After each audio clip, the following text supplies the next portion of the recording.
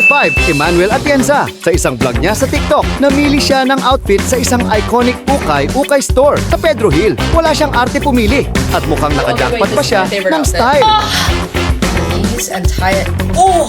The vision worked! The vision worked! This is like a Number 4, Ivana Alawi. Kahit sosyal at mayaman si Ivana, hindi siya maarte pagdating sa fashion. Kaya naman sa isang vlog, nag-ukay challenge pa sila ni Barbie.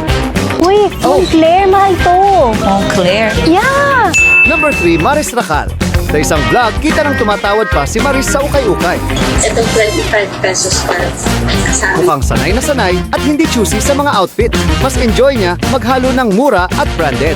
Number 2, Catherine Bernardo. Matagal nang kilala si Catherine sa minimalist style, pero behind that ay ang hilig niya sa ukay treasures. Guys, nakakita tayo ng B&B Dolce & Gabbana. Talagang walang arte sa katawan. Number 1, Heart Evangelista. Social and clean, pero marunong mag-ukay.